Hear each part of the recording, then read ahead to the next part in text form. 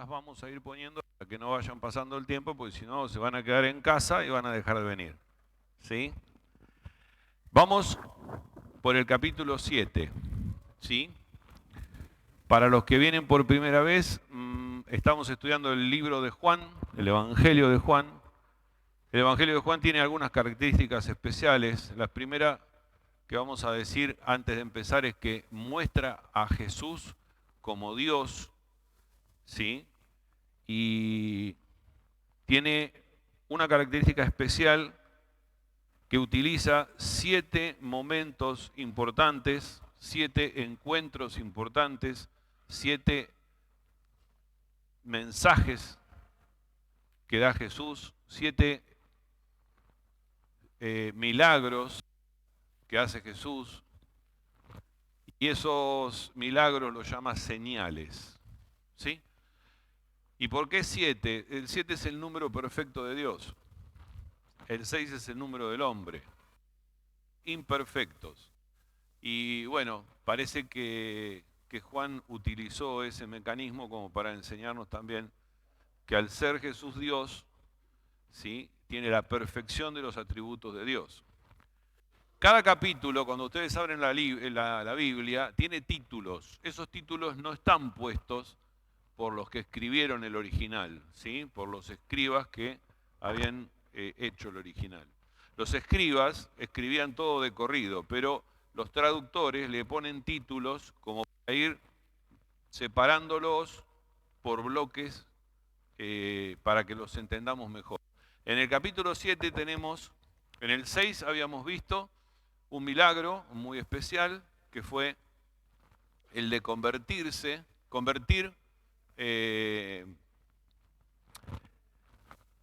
los panes y los peces y alimentar a 5.000.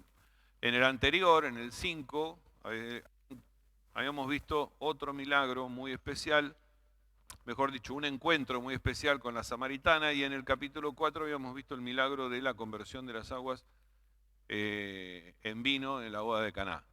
Todo eso está en los videos y lo pueden ir viendo. Ahora, en este capítulo 7 tenemos los siguientes títulos. Vamos a hablar de la incredulidad de los hermanos de Jesús, de Jesús en la fiesta de los tabernáculos. Vamos a ver si podemos llegar a explicar un poco qué era la fiesta de los tabernáculos. Hay un título que ¿es este el Cristo? Otro dice, los fariseos envían alguaciles para prender a Cristo. Cristo se presenta como aquel que nos va a dar ríos de agua viva. Vemos la división entre la gente y, por último, nunca ha hablado hombre así. Como introducción vamos a decir que en cada una de sus predicaciones ante la gente hace distintos tipos de reacciones, ¿sí? Hay algunos que lo aman y otros que lo aborrecen, ¿sí? Podríamos dividir todo este libro, o por lo menos esta parte, en 3 partes. Los capítulos 7, ¿tienen frío? ¿Quieren que prendan el aparato ese? Sí, dijo. Entre el capítulo 7 al 9, toda la historia se desarrolla en la fiesta de los tabernáculos. En el capítulo 5 y 6 se desarrolla a lo largo de 2 fiestas judías. Una es en el capítulo 5, el día de reposo, y el capítulo 6 en torno a la Pascua.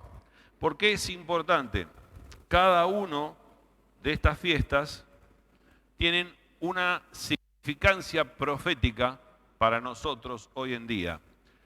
La fiesta de la Pascua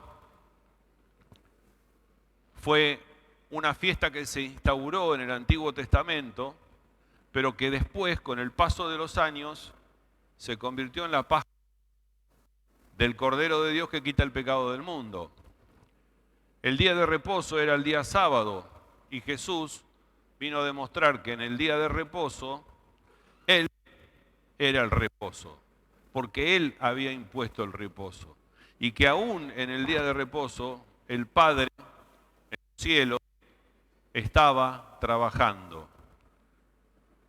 En el capítulo 7 y 9 de Juan vamos a ver la fiesta de los tabernáculos, de la cual vamos a hablar hoy. Y todo esto tiene una implicancia, ya les digo, profética. Hay algunas fiestas que profetizan ciertas cosas que ya pasaron y hay otras fiestas que van a profetizan lo que va a venir a través de los 3 últimos puntos en la historia de la humanidad y en el comienzo del reinado de Jesucristo, que son el arrebatamiento, la tribulación, ¿sí?, y los 1000 años de reinado de Jesucristo. Ahora, Jesús dice ahí que subió a Jerusalén y pronunció discursos en los que se identificaba a sí mismo como el cumplimiento del significado espiritual de esas fiestas. Jesús no quería subir a Jerusalén. ¿Por qué? Porque sabía que el pueblo lo estaba persiguiendo, que mejor dicho, que los judíos lo estaban persiguiendo, y él sabía muy bien cuál era su fin, pero su fin todavía no había llegado, su tiempo todavía no había llegado. En el capítulo 5 se presentó la relación del Hijo con el Padre. Él se presenta con sus enseñanzas, demostrándonos que es el Hijo y que vino a hacer y a cumplir cada uno de las cosas que el Padre le mandó a hacer. En el capítulo 6 nos muestra su relación con los discípulos. Ahí los interpela y les dice que si no están de acuerdo, pueden ir. De hecho, muchas personas lo abandonan. En el capítulo 7, que es el que vamos a ver hoy, el tema dominante va a ser la relación con el Espíritu Santo. Y empezamos con el primer título, la incredulidad de los hermanos de Jesús. Para los que no vinieron, más o menos el orden es tratar de leer 1, 2, 3, 5 versículos y de explicarlos, ¿sí? Y dice el primer versículo, después de estas cosas, andaba Jesús en Galilea, pues no quería andar en Judea, porque los judíos procuraban matarle. Estaba cerca la fiesta de los judíos, la de los tabernáculos. A ver, es muy lindo y muy bueno ir acompañando esto con un plano, ¿sí? Para darse cuenta en dónde quedaba Galilea, en dónde quedaba Judea y dónde quedaba Jerusalén y el templo. Galilea quedaba en la parte bien de arriba y Judea quedaba entre medio. En Judea es donde estaba Jerusalén. Entonces, dice que no quería andar por Judea porque los judíos procuraban matarle. Todo pasar en este capítulo se da a lo largo del mes de octubre. En el mes de octubre nuestro es cuando los judíos festejan la fiesta de los tabernáculos. Es el mes que ellos llaman de Nisá, si no me equivoco. No importa. En los otros evangelios vamos a ver lo que en todos esos 6 meses que Juan no nos muestra, pasa. Vamos a ver, por ejemplo, la visita de Jesús a Tiro y que está en Marcos 7:24, cuando visitó la región de Decápolis, el milagro de alimentar a los 4000, en Marcos 8:1-2, el viaje por Cesarea de Filipo, en Marcos 8:27-29, y la transfiguración en Marcos 9:1-8. Quiero decir con esto que los evangelios, los primeros 3 evangelios llamados sinópticos, sinóptico quiere decir que se parecen entre sí, que son similares. Y todos te cuentan más o menos lo mismo. Algunos no te cuentan una parte, otros te cuentan alguna otra parte, pero todos más o menos lo mismo. Juan hace hincapié en otra cosa, hace hincapié en un tiempo mucho más rápido pero en enseñanzas puntuales en ese tiempo.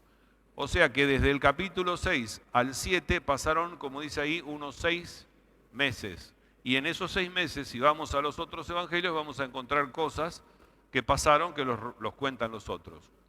Vamos a suponer que Juan lo que quería era mostrarnos lo más importante que los otros no estaban mostrando. ¿Qué es la fiesta de los tabernáculos? Se celebraba en el mes de octubre y era una fiesta,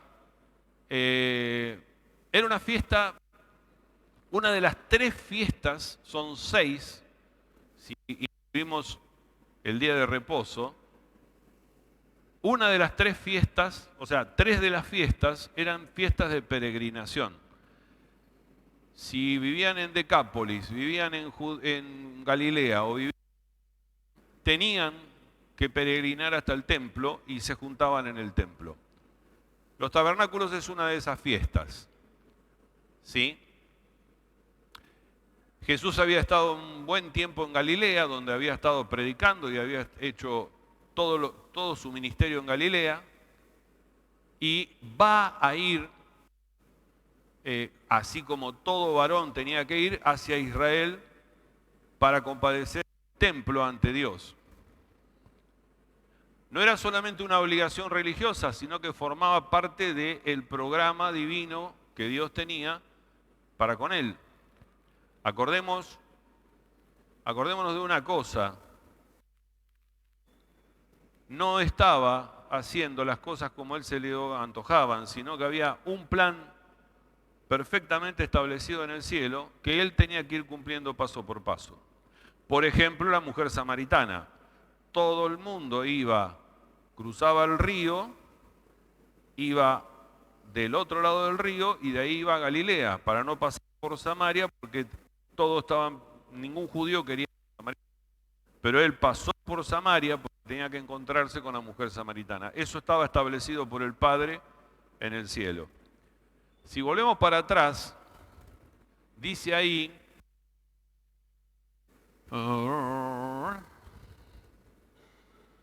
me perdí.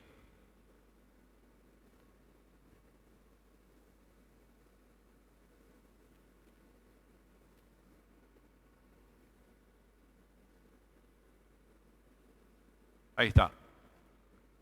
Hay una frase dentro del versículo que dice: después de estas cosas, así empieza. Después de estas cosas nos muestra que ya había como una especie de estallido en contra de Jesús. ¿Sí?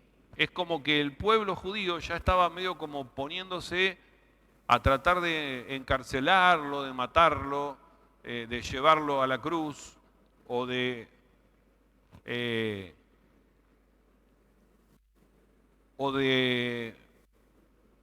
ponerlo preso. ¿Por qué? Porque cada lugar donde él estaba producía mucha agitación, decía cosas que los judíos no le gustaban. Entonces, y justamente la fiesta de los tabernáculos era una fiesta de alegría. ¿Por qué? Porque el pueblo de Israel celebraba la liberación, la salida de Egipto, ¿sí? Dice que le ponen como nombre tabernáculos, porque hacer un tabernáculo es hacer una tiendita, es hacer una carpa. Yo me voy de campamento, abro la carpa, la armo y ahí voy a dormir. Eso es el tabernáculo, una carpa. ¿Dónde viene a ser Cristo tabernáculo? Dentro de nuestro propio corazón. Ahí tenemos una explicación espiritual y profética. Y era una fiesta donde se tocaban las trompetas, donde se bailaba, se cantaba, se hacían fiestas dentro de las carpas, de las cabañas, se hacían enramadas, ¿sí? Siempre había trompetas sonando, se ofrendaban becerros, y el último día de la fiesta se vertía agua en el templo. En realidad se vertía agua todos los días en el piso del templo, pero el último día se vertía una cantidad mucho más grande de agua. Esto era porque estaban dándole gracias a Dios por la peña de agua en el desierto. No sé si se acuerdan o han leído, Moisés, el pueblo se estaba muerto de sed, entonces Moisés agarró y le pegó a una roca y empezó a salir agua y todos tomaron agua. Bueno, todo eso era lo que se festejaba. Para eso sacaban agua del estanque de Siloé. ¿Se acuerdan el estanque de Siloé cuál es? En donde el paralítico está esperando que se mueva el agua. Bueno, sacaban agua del estanque y la tiraban en el suelo del templo. Por otro lado, se iluminaba el atrio del templo con una procesión de antorchas que comenzaban de fuego que iba adelante del pueblo en el desierto. Adelante del pueblo en el desierto iba la presencia de Dios en forma de una columna de fuego con humo. Cuando esa columna se paraba, el pueblo hacía su lugar de descanso, y cuando la columna empezaba a moverse, ellos levantaban campamento y seguían. Siempre Dios los acompañó. Entonces, el festejo, mejor dicho, el hecho de hacer una procesión de antorchas era la forma de decir: estoy recordando lo que Dios hizo. Ahora vamos a hacer un ejercicio. Hay una parte del Evangelio, en Juan capítulo 8, 12, que dice: yo soy la luz del mundo, el que me sigue no andará en tinieblas, sino que tendrá luz de la vida. Fíjense que esta frase es la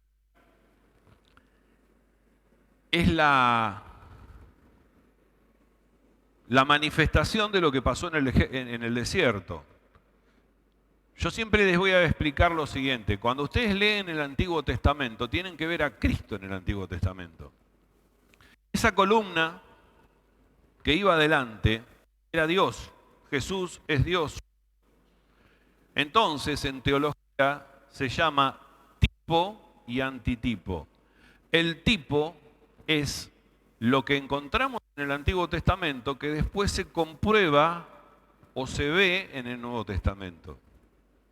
Un ejemplo, cuando Moisés estaba en el desierto y aparecen las serpientes y empiezan a picarlos y a morderlos y se empiezan a morir, se pone a orar Moisés y Dios le dice: agarrá una vara que se va a convertir en una serpiente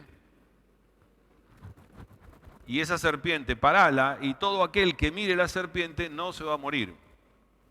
¿Y quién estuvo parado? Jesús. Entonces, en esa serpiente que es la salvación, nosotros vemos reflejado a Jesús. Es como si fuera una imagen en el Antiguo Testamento, la sombra de Jesús en la cruz. Y acá, yo soy la luz del mundo, el que me sigue no andará en tinieblas, sino que tendrá luz de la vida. Esto es el antitipo, es la sombra de lo que pasaba en el desierto. Siempre el Antiguo Testamento está unido al Nuevo Testamento. El Antiguo Testamento está profetizando lo que va a venir y en el Nuevo Testamento está la confirmación. Siempre. Se ha hecho un estudio de alrededor de 360.000 cruces se ha encontrado científicamente cruces entre el Nuevo Testamento y el Antiguo Testamento. Quiere decir que son dos cosas separadas, sino que están unidas entre sí por un hilo conductor que es Jesús, desde el principio hasta el fin. Desde que dice: en el principio Dios creó al mundo, hasta volveré pronto. Parafraseando, porque no soy memorioso. La vara es el medio. Sí. La que es el milagro, pero es como Jesús es el medio de llegar al Padre. Entonces la vara es lo mismo.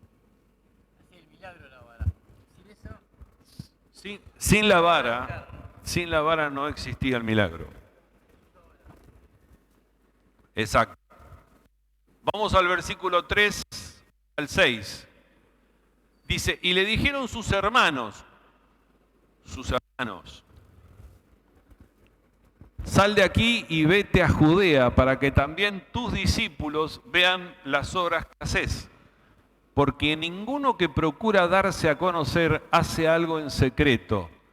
Si estas cosas haces, manifiéstate al mundo, porque ni aun sus hermanos creían en él. Entonces Jesús les dijo, mi tiempo aún no ha llegado, mas vuestro tiempo siempre está presto.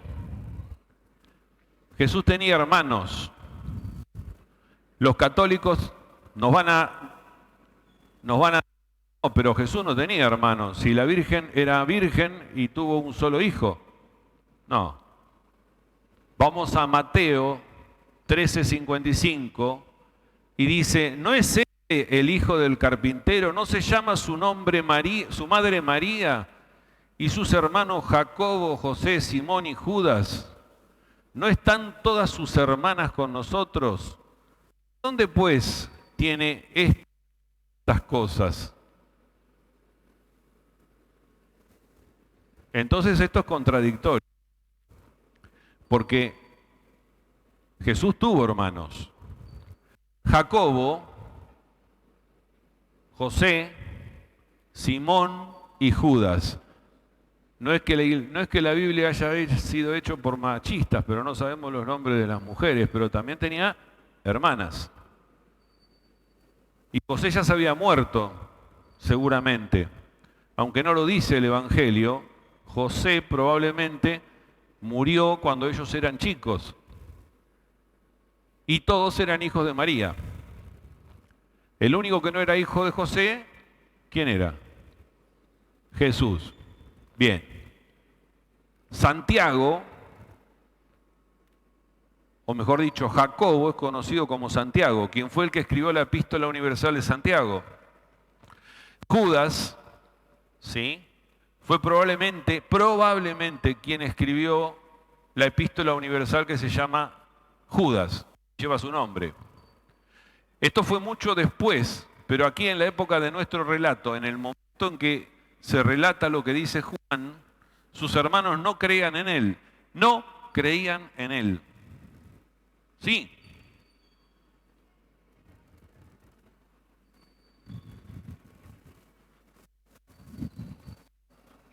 ¿Cómo?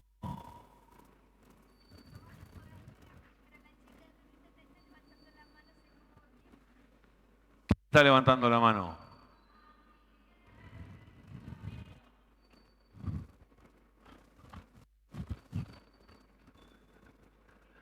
¿Cómo estás? Presto es preparado, pronto a hacer. Yo estoy presto cuando estoy listo para salir, por ejemplo. Mientras estoy cambiando, me estoy preparando. Pero cuando estoy listo, agarro la llave, me puse perfume y voy a abrir la puerta, estoy presto, listo para salir. Eso es lo que quiere decir. ¿Por qué no venís más acá? Así cuando levantás la mano. Sí. Sí tienen el versículo en la Biblia, pero los católicos festejan a la Virgen, y la Virgen es virgen, y va a ser virgen, y en los cielos he tenido una discusión de 1 hora. Y cuando le mostré el versículo me dice, no, esto está mal. Lo tienen en la Biblia.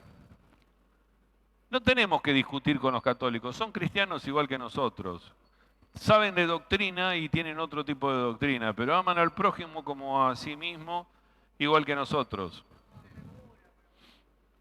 Pero lo más importante de eso no es si el católico cree o no. A ver, no podemos creer en la Virgen como intercesora. Ese es el punto. Porque María es nombrada y es necesaria en todo el proceso, es usada por Jesús, por Dios, el Espíritu Santo la toca, el ángel baja y le da una misión, la cumple, después acompaña a su hijo hasta el final.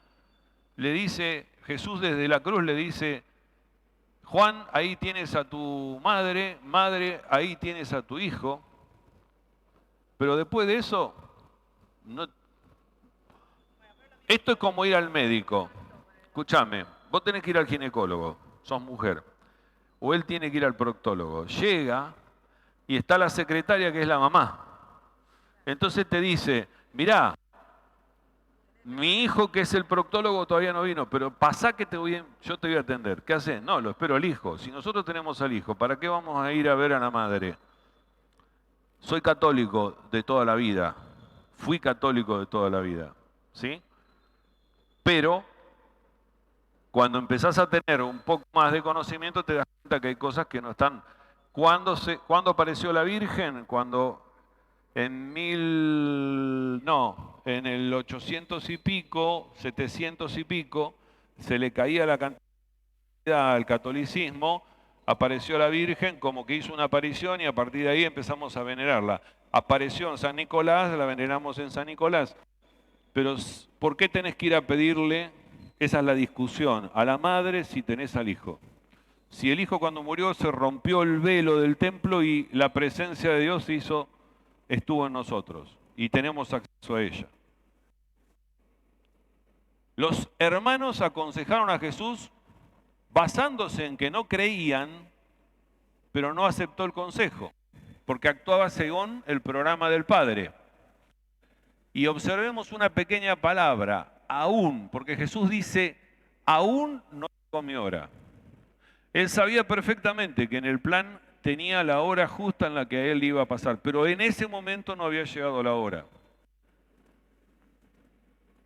Jesús acudiría en la hora exacta y perfecta, porque estás temblando, correte. ¿Sí? En la hora exacta y perfecta. Ahora, es extraño y triste que nuestros hermanos no nos reconozcan. Y a él no lo reconocieron.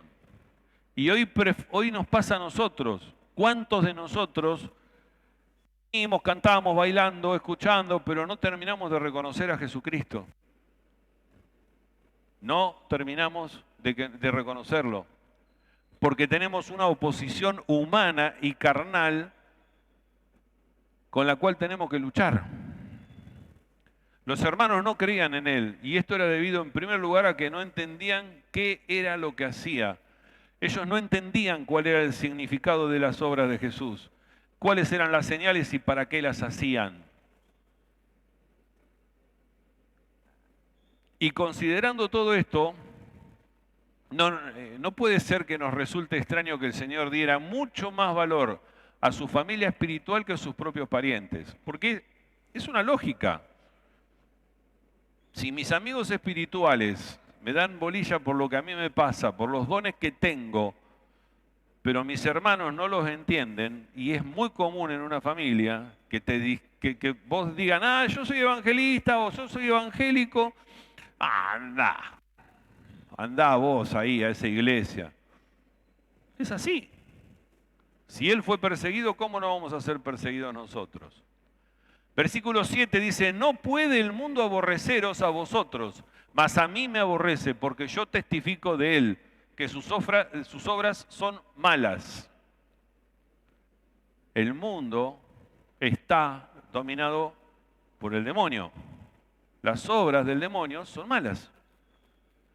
Entonces le dice a los hermanos, subid vosotros a la fiesta, yo no subo todavía a esa fiesta, porque mi tiempo aún no se ha cumplido, y habiéndoles dicho esto, se quedó en Galilea. Jesús es la luz del mundo, y esa luz brilla, revela lo que es malo, revela el pecado, lo condena, y se lo revela a sus propios hermanos, diciéndoles, sus obras son malas, porque ustedes están dominados por el mundo, sus obras son malas. Por eso los hermanos odiaban a Jesús y aún hoy lo odian en la actualidad. No sus hermanos, sino el mundo lo odia. Jesús es aquel que condena el pecado y te da convicción de pecado. Y su presencia condena el pecado tuyo y el mío con su vida. Esto produce hostilidad en el hombre. produce que el hombre se oponga a Cristo. Y con eso nos enfrentamos todos los días. Y vamos a tomar un ejemplo muy sencillo. Pablo, Saulo de Tarso, perseguidor de la iglesia, odiaba a Jesús, odiaba a cualquiera que nombrara a Jesús. Fue uno de los que estuvo ahí y dio la orden de apedrear a Esteban. Pero cuando se encontró con Jesús, se quebrantó, ¿sí? Y a partir de ese quebranto se convirtió en el gran Pablo. Y dice en Gálatas 2:20, el cual me amó y se entregó a sí mismo por mí.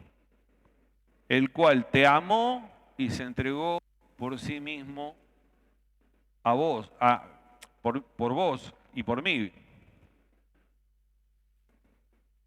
Segundo título, Jesús en la fiesta de los tabernáculos. Dice el versículo 10, pero después que sus hermanos habían subido, entonces él subió a la fiesta, no abiertamente, sino en secreto. Probablemente dice que se fue con sus discípulos y entró por la puerta de las ovejas. Siempre que Jesús entraba a Jerusalén, entraba por la puerta de las ovejas.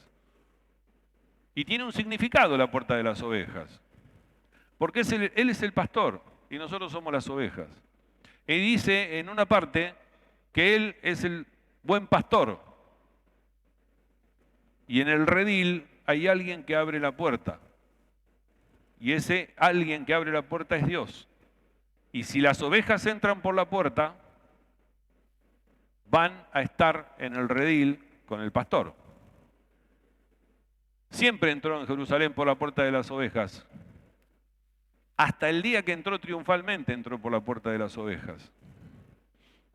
Y en esa ocasión, Jesús en realidad se ofreció para todos, no solamente para las ovejas, no solamente para los que creían. En el versículo 11 dice, le buscaban los judíos en la fiesta y decían, ¿dónde está aquel? Y había gran murmullo acerca de él entre la multitud, porque pues unos decían, es bueno, y otros decían, no, sino que engaña al pueblo, pero ninguno hablaba abiertamente de él por miedo a los judíos. Los judíos, las autoridades religiosas, los fariseos, estaban buscando desde hacía rato. Calculen que esto está relatado 6 a 8 meses antes de la cruz, el final de su ministerio. Las autoridades judías querían matarlo, ya lo habían decidido. ¿Y cuál era la multitud? ¿Cuál era el interés que tenía la multitud? La gente. Querían volver a ver los milagros, pero no porque le interesaban los milagros, se querían beneficiar con los milagros, querían volver a comer el pan y los peces multiplicados. Querían lo bueno, lo barato, lo que viene fácil. Dice el 14, más a la mitad de la fiesta subió Jesús al templo y enseñaba. ¿Qué hizo él como rabí, como maestro? Se fue directamente al templo y empezó a enseñar. Ya está, es mi misión. ¿Cuál es la misión nuestra? Es llevar la palabra de Dios. ¿Cuál es el objetivo por el cual fuimos creados? Mostrar la gloria de Jesús. Y en la fiesta de los tabernáculos, que se hallaba en ese calendario de Dios, él se puso a enseñar. La fiesta tiene una proyección profética, como decimos. Y la proyección profética es la venida de Cristo en su regreso a la tierra. Así sería la consumación de todas las cosas. Como apareció de repente en el templo, Jesús va a aparecer de repente buscando a su iglesia. Y por eso tenemos que estar preparados, con aceite fresco puesto en nuestras lámparas. Porque en el momento en que Él venga no vamos a tener tiempo de ir a comprar aceite. ¿Qué es el aceite? Habiendo dado por sentado que arreglamos todas las cuentas con Dios.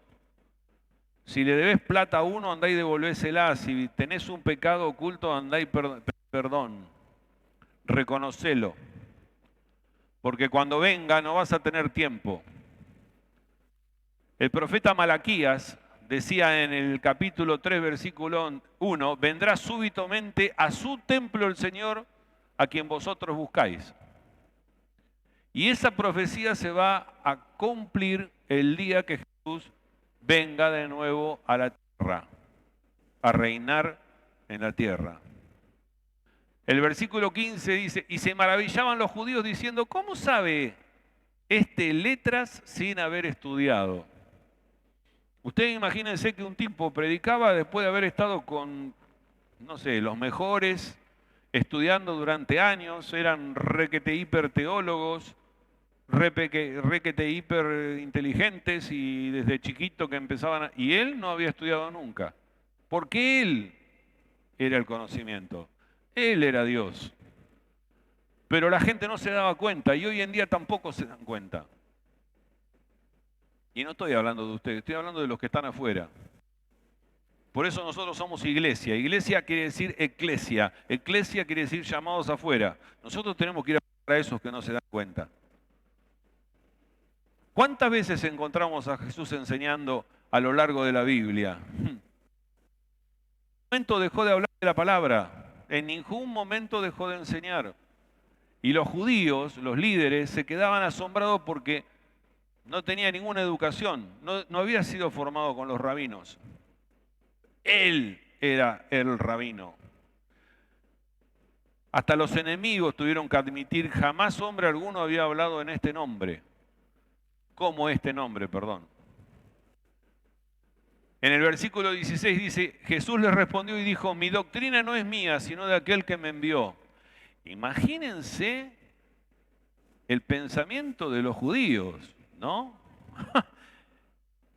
Se debían quedar medio perpetuos, ¿no? Perplejos. Rechazar el mensaje de Jesús es rechazar el mensaje de Dios. Todo aquel que negaba a Jesús, negaba a Dios, porque Jesús y Dios son una solo. Dios es uno en tres personas, Padre, Hijo y Espíritu Santo.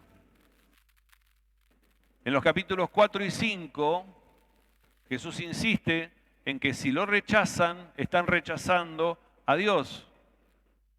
Nadie podía decir que Él nunca se hizo igual a Dios. Siempre se presentó como Dios. En el principio era el Verbo, y el Verbo era Dios.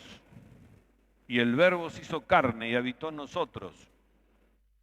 Versículo 17 dice, el que quiera hacer la voluntad de Dios conocerá si la doctrina es de Dios o si yo hablo por mi propia cuenta. El que quiera hacer. En el Antiguo Testamento, en el Salmo 34:8 dice, gustad y ved que es bueno el Señor. Y Jesús le está diciendo algo parecido. El que quiera hacer la voluntad de Dios conocerá la doctrina. Si no, no la va a conocer. La doctrina es una verdad. La Biblia está plagada de doctrinas. Son todas verdades. Y podemos hablar de miles de verdades. Hay algunas que son insoslayables, o sea, no las podemos evitar. La doctrina del pecado es una doctrina, es una verdad. La doctrina de la salvación es otra verdad. Aquel que quiere hacer la voluntad de Dios tiene que conocer la doctrina y que toda doctrina es de Dios. Debe haber una actitud de amor hacia la palabra de Dios. Alguien ha dicho que el saber humano necesita ser conocido para poder amarlo. Escuchen esto, el saber humano necesita ser conocido para poder amarlo. Si vos no te cultivás, no vas a poder amar la sabiduría que tenés. Pero el conocimiento de Dios tiene que ser amado para poder ser entendido. Si no tenés amor, no lo vas a entender nunca. Y los pasos son, primero el conocimiento, conocer a Jesús. El amor, amar a Jesús. Y la obediencia, obedecer a Jesús. Y si vos o yo estamos dispuestos, Dios va a hacer que la palabra de Dios se convierta en una realidad viva y eficaz como espada de doble filo que penetra hasta los huesos y separa el alma del espíritu. Y nunca te va a dejar vacío, siempre te va a dejar una información de amor y una información del alma que te va a hacer crecer. Versículo 18 dice, el que habla por su propia cuenta, su propia gloria busca, pero el que habla la gloria del que me envió, este es verdadero y no hay en él injusticia. Los hombres quieren oír a Dios, entonces Dios les hablará por medio de su palabra. Luego van a aceptar a Jesús, que vino de parte del Padre. Los seres humanos frecuentemente tienen más interés en prestarle atención a otro hombre que prestarle atención a Dios. Y a darle gloria a otro hombre antes de darle la gloria a Dios. Y Watchman Nee decía de la cárcel, toda gloria que no es para Dios es vanagloria. ¿Qué quiere decir? Que si yo tengo que predicar y me paro acá y me ensancho y digo, yo soy, no, yo no soy nadie. La gloria es para Dios. La gloria no es para mí. Ni cuando tengas un don, hagas una sanidad, o cuando tengas un don de discernimiento, o no. La gloria es para Dios. Si no hubiera sido así, ¿qué hubiera hecho Jesús? Hubiera fundado una secta. Si yo me creo que soy el apóstol y me nombro el apóstol Daniel, voy a formar una secta.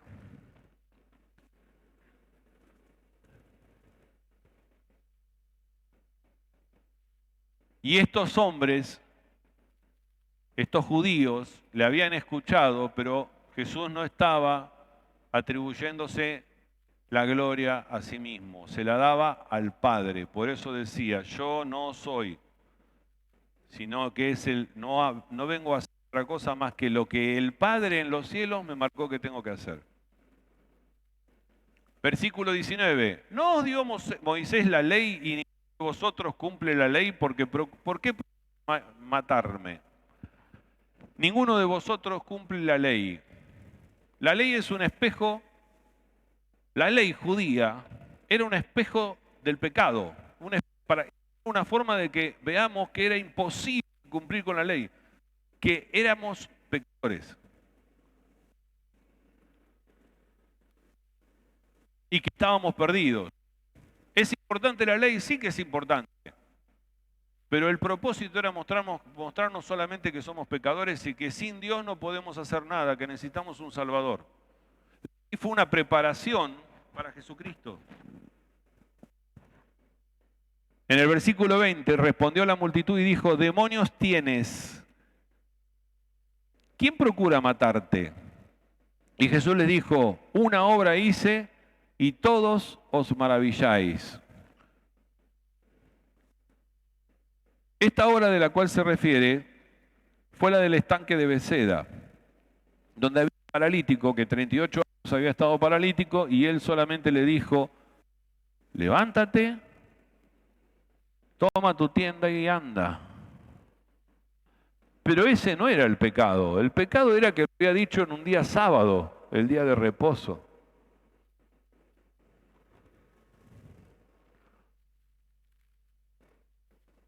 Bueno, perdón. Toda esta parte que está en rojo tendría que ir en negro. Se me piantó la negrita. Y por cierto, Moisés os dio la circuncisión, no para que sea de Moisés, sino de los padres. Y en el día de reposo circuncidáis al hombre. Fíjense lo que les dice Jesús. En el día del reposo no se puede hacer nada, pero si el pibe cumplía años ese día, el octavo día de... Volvemos para atrás. La circuncisión se hacía al octavo día de nacimiento. Ahora, si ese octavo día caía sábado, lo circuncidaban igual. Entonces, la ley estaba hecha, pero ellos mismos no la cumplían. Por eso dice, si recibe el hombre la circuncisión en el día de reposo, para que la ley de Moisés no sea quebrantada, ¿os enojáis conmigo porque en el día de reposo sané completamente a un hombre? No juzguéis según las apariencias, sino juzgad con justo juicio. Y fíjense que la ley ya no estaba cuando se impuso la circuncisión. La circuncisión viene de la época de Abraham. La ley es posterior, es Moisés. Pero al tratar de cumplir la ley, la violaban. Si un niño cumplía los 8 días, en ese momento iban, violaban la ley, el día de reposo lo circuncidaban, aunque estaba prohibido. Jesús les demuestra que ellos mismos estaban haciendo las cosas mal y que la ley era el reflejo del pecado que ellos cometían. Jesús les advierte en cuanto a hacer juicios superficiales, que es lo que están haciendo con él. Los judíos buscan superficiales, ¿para qué? Para poder culparlo de algo y matarlo. Y esta dificultad existe hoy en día, porque lo primero que hacemos es juzgar a nuestros hermanos. No estamos viendo las circunstancias, no sabemos por qué tuvo una caída de nuevo, pero lo vamos y lo juzgamos. No sabemos por qué esta vez no está viniendo a la iglesia, pero vamos y le decimos, hace mucho que no venís, sí, estuve con cáncer. Pero vos no me fuiste a preguntar o a llamar por teléfono, sino que ya me juzgaste, no venías a la iglesia. Emitimos juicios sin conocer o tomar en cuenta los hechos.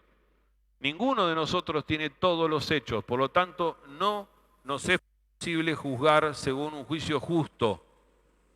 Porque el único que puede juzgar justamente, ¿quién es? Dios. ¿Y a quién le dio la potestad del juicio? A su Hijo Jesucristo. El otro título dice, ¿es este el Cristo? En el versículo 25 en adelante decían entonces unos de Jerusalén, ¿no es este a quien buscan para matarle? Pues mira, habla públicamente y no le dicen nada. ¿Habrán reconocido en verdad los gobernantes que este es el Cristo? Pero este, sabemos de dónde es, mas cuando venga el Cristo nadie sabrá de dónde sea. Jesús entonces, enseñando en el templo, alzó la voz y dijo, a mí me conocéis y sabéis de dónde soy, y no he venido de mí mismo, pero el que me envió es verdadero, a quien vosotros no conocéis. Pero yo le conozco porque de él procedo y él me envió. Y acá los mató, porque le dijo, ustedes creen que por saber y estudiar conocen a Dios, pero no lo conocen. No me conocen a mí, no conocen al que me envió. Entonces las divisiones que hacía Jesús fueron cada vez más profundas y caían sobre Jesús. Parafraseando le estaba diciendo, ¿me conocés realmente? ¿Crees que me conocés? Porque me ves, pero realmente no me conocés. ¿Crees que sabés de dónde vengo, pero en realidad no tenés ni idea de dónde vengo? Y nosotros tampoco tenemos mucha idea de dónde viene. Cuando recién nos convertimos. Entonces procuraban prenderle, pero ninguno le echó malo, porque aún no había llegado su hora. Y muchos de la multitud y decían, el Cristo cuando venga hará más señales que las que éste hacía o hace. Entonces los fariseos mandaron a que lo metan preso. Los fariseos oyeron a la gente que murmuraba de él estas cosas, y los principales sacerdotes y los fariseos enviaron alguaciles a que le prendiesen. Entonces Jesús dijo, todavía un poco de tiempo estaré con vosotros, e iré al que me envió, me buscaréis y no me hallaréis, a donde yo estaré, vosotros no podréis venir. Básicamente les está diciendo, porque no creen, no van a ir en el futuro al cielo, y yo voy a estar en el cielo. Todos los fariseos informándoles que no lo iban a detener porque todavía no era su tiempo. Faltaban entre 8 y 9 meses. Y luego les dijo que se apartaría de ellos y le habló de que iba a resucitar y que iba a ascender a los cielos y que nunca más podrían tocarlo. Entonces hay una pregunta. ¿Ha notado usted que después de su muerte en la cruz no le tocaron sino las manos de quien la amaban? ¿Ni le vieron, sino los ojos de aquellos que sentían amor por él? Él no se presentó ante los judíos. Él se presentó ante los 500 personas que lo conocían, lo amaban y lo habían acompañado, a sus discípulos. El versículo 35 dice, entonces los judíos dijeron entre sí, ¿a dónde se va a ir este? Que no lo vamos a hallar. ¿Se irá a los dispersos entre los griegos y enseñará a los griegos? ¿Qué significa esto que dijo, me buscaréis y no me hallaréis? ¿Y a dónde yo estaré? ¿Vosotros no podréis venir? Creemos que esto era ridículo. No creían que Jesús podía esconderse de ellos. El último día de la fiesta era el día cuando se vertía la porción de agua en el suelo del templo. Estaban celebrando el hecho de que Dios les había dado agua en el desierto. Y en ese momento fue cuando Jesús estaba predicando todas estas cosas.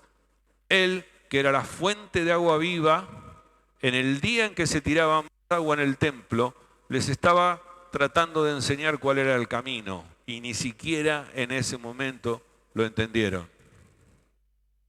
Y Pablo dice en la primera carta de Corintios 10:4 que Cristo era aquella roca sobre la cual pegaron el golpe para que salga el agua. Es el único que provee agua verdadera, el agua de vida. El próximo título dice ríos de agua viva y en el versículo 37 dice, en el último gran día de la fiesta Jesús se puso de pie y alzó la voz diciendo, si alguno tiene sed, venga a mí y beba.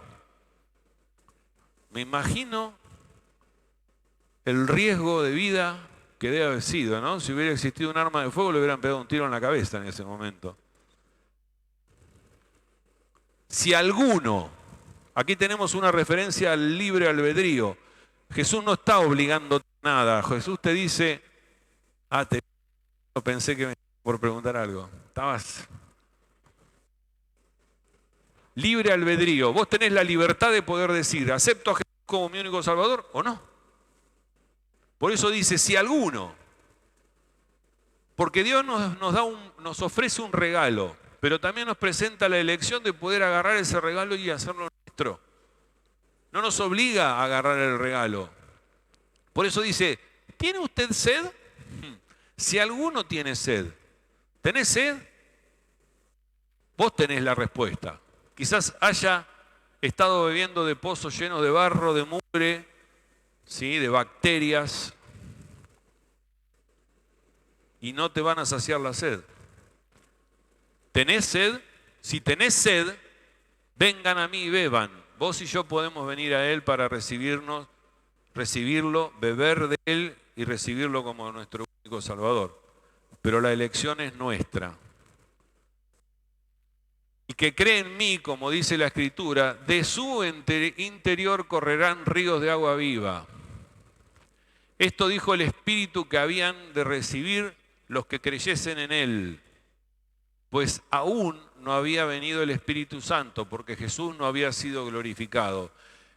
El Espíritu Santo no vino hasta que Jesús resucitó, fue glorificado y le dijo a sus discípulos, y esperen que vendrá el Consolador, el Espíritu Santo. El Espíritu Santo no había sido dado porque Jesús todavía no había ascendido y se había sido glorificado. El Espíritu Santo no vino hasta el día de Pentecostés. El día de Pentecostés fue el día del nacimiento de la iglesia como tal, cuando vino para morar en el corazón tuyo y en el mío, y que para que todos juntos formemos un solo cuerpo, la iglesia. El Espíritu Santo en aquel día de Pentecostés nos dio la certeza de que Jesús había llegado al trono del Padre. Cuando Jesús llegó al trono y se sentó, el Espíritu Santo descendió sobre nosotros. Otro título era la división entre la gente. Entonces algunos de la multitud, oyéndole estas palabras, decían, verdaderamente este es el profeta. Algunos creyeron en Jesús y se volvieron a él, bebieron y fueron saciados. Los judíos esperaban la profecía que había anunciado Moisés en Deuteronomio. En el versículo 5 del capítulo 18 dice: profeta de en medio de ti, de tus hermanos como yo, te levantará Jehová tu Dios, a él oirés. Y en el versículo 18 dice: profeta les levantaré de en medio de sus hermanos como tú, y pondré mis palabras en su boca, y les hablará todo lo que yo le mandaré. Todo profeta recibía palabra de Dios. Vino palabra de Dios a mí, así dice un profeta. Y Moisés como profeta recibió palabras de Dios donde Dios le decía: vendrá uno que va a hablar de mí y ustedes lo oirán. Y ese era Jesucristo. En el versículo 41 dice: otros decían, este es el Cristo, pero algunos decían, ¿de Galilea ha de venir el Cristo? Básicamente es lo mismo que puede pasar hoy en día. Algunos creen y otros no. Y era un lugar bastante poco bien visto. No dice la Escritura que tiene que ser, o que es del linaje de David, de la aldea de Belén, de donde era David, ha venido el Cristo, ha de venir el Cristo. Hubo entonces disensión entre la gente a causa de él. A ver, Jesús venía del linaje de David, había nacido en Belén, pero su lugar de residencia era Galilea. Su ministerio terrenal lo puso en Galilea. Era pues el Cristo, era el Mesías quien les estaba convidando a venir a beber, pero ellos rehusaron porque pensaron que era de Galilea. Uno de los problemas del hombre siempre es pensar y nunca sentir. Algunos de ellos querían prenderle, pero ninguno le echó mano. Ahora no. ¿Por qué? No le fue posible prenderle porque aún no había llegado su hora. Volvemos a repetir la misma frase. Pero dijeron: nunca ha hablado un hombre así. Vinieron los alguaciles, a los principales sacerdotes y a los fariseos, y le dijeron: ¿por qué no la habéis traído? Los alguaciles respondieron: jamás hombre alguno ha hablado como este hombre. ¿Qué testimonio dieron los hombres, no? Jamás hombre alguno ha hablado como este hombre. Él era el gran maestro, pero no es mediante sus enseñanzas que somos salvos. Nos salva por medio de su muerte y de su resurrección. Vos podés leer la Biblia, pero tenés que entender que la muerte de Jesús y la resurrección es la que nos da salvación. Entonces los fariseos les respondieron: ¿también vosotros habéis sido engañados? ¿Acaso ha creído en él alguno de los gobernantes o de los fariseos? Mas esta gente que no sabe la ley, maldita es. Les dijo Nicodemo, el que vino a él de noche, el cual era uno de ellos. Fíjense que unos capítulos anteriores, Nicodemo se acercó a Jesús para ver los dos. Y Nicodemo ahora les dice: mas esta gente que no sabe la ley, maldita es. Entonces respondieron y le dijeron: ¿eres tú también Galileo? Escudriña y ve que de Galilea nunca se ha levantado el profeta. Nicodemo era fariseo. Note usted que ellos se burlaron de él preguntándole: ¿eres tú Galileo? Porque ser Galileo era una desgracia. Y es interesante notar que todos conocían las enseñanzas de las Escrituras y dijeron: de Galilea nunca se ha levantado un profeta. Pero Jesús no venía de Galilea, venía de Belén. Aunque nació allí, Jesús había venido del cielo, ¿sí? Y dejó la gloria y bajó a la tierra. Versículo 53. Cada uno se fue a su casa. Así termina este capítulo. Y acá vamos a hacer en 2 minutos una reflexión un poquito importante para nuestro corazón. Nadie invitó a Jesús a su hogar. Todos se fueron cada uno a su casa. Y era una noche de fiesta. ¿Y qué hizo Jesús? Se fue al monte de los olivos. Nunca pasó una noche en Jerusalén. Y vos y yo, ¿cuántas veces dejamos de invitar a Jesús a nuestra casa?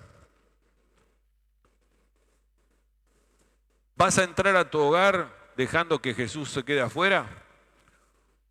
¿O vas a aceptar su maravillosa invitación que nos permite a vos y a mí a vivir bajo el amor y la luz de su presencia? ¿Lo aceptaste como Él nació para morir por sus pecados? Y si aún no lo has hecho, hoy es el momento preciso para hacerlo. Cerremos los ojos, aunque lo hayas hecho 20 veces. Y repetí para vos conmigo. Padre Celestial, te doy gracias por todo lo que me has dado. Te pido, Señor, que anotes mi nombre en el libro de la vida. Acepto a Jesucristo, tu Hijo, como mi único Salvador. Y hoy le pido perdón por todos mis pecados. Te doy gracias por Él, te doy gracias porque murió en la cruz por mis pecados, y te doy gracias porque resucitó y hoy está sentado a la diestra tuya. Te lo pido en el nombre de Jesucristo. Amén.